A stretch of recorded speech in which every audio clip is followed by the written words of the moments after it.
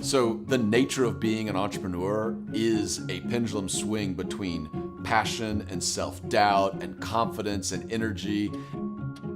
It's not that different from just having bipolar disorder.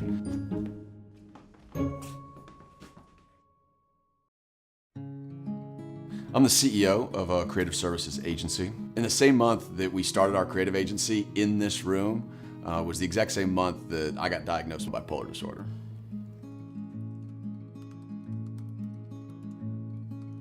There's been Sunday afternoons where I've laid on this sofa for 9 hours and not moved, just because you don't care about anything. The difference is when Monday morning gets here, I'm accountable to folks. I need to get up and do it for the others that we're running this company with. Depression at work is it's like someone has poured sludge on your brain. One thing that helps is having a routine. I get out of bed, I brush my teeth, I take a shower, I go to work by this time. Because in depression, you don't want to do anything. And so if there's a decision that's already been made that's like, no, this is what I do, you're already on the path to keeping moving.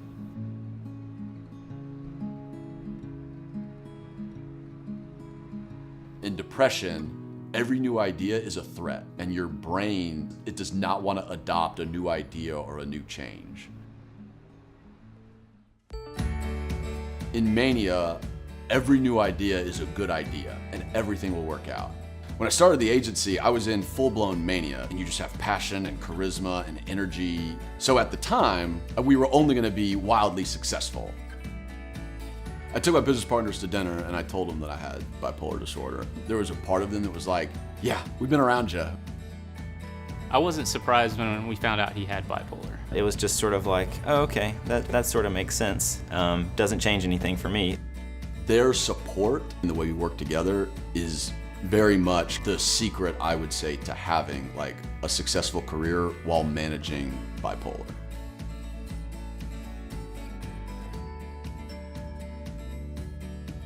The nature of a startup is you haven't done anything yet, but you have to convince people that you can. Guess what? Mania lets you do that stuff because you have a ton of excitement and charisma and you can woo people all day long. So when you wind up in a pitch room or a brainstorming session, a mind that's flooded with all these ideas is incredibly useful. Well, there's definitely a lot more energy in the office during his manic phases. I think it's just important that we help rein him in where he needs to be reined in, but also sort of let the sort of ideas that come out of that phase really blossom. So in mania, you have all of the advantages of tons of energy and creativity and confidence. The downside is that in that same mania, you will assume risks, you will overcommit yourself to things, and everyone else around you can be afraid to be the one to put out the flame of passion because I can get offended by that in that moment. Why are you trying to slow me down? I've got all these ideas, we gotta move. But in reality, you need a healthy dose of checks and balances.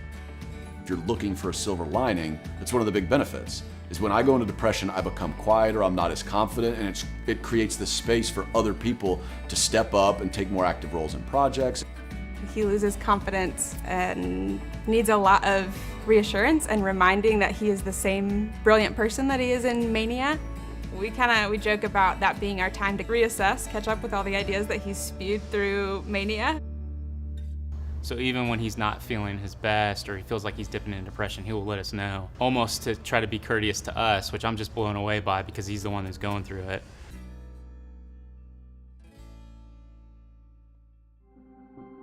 It frustrates me that bipolar is so stigmatizing and that so many people suffer with that or other mental illness and they don't ever tell anybody.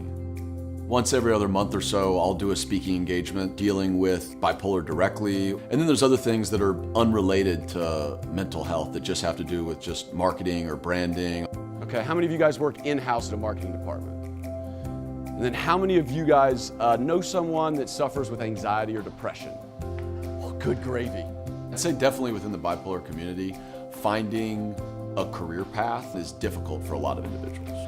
Normally I tell folks to drift towards things that they're passionate about because it's gonna be one of the hardest things to be consistent with, particularly when you go into depression, is still tapping into the reason why you show up to a job anymore.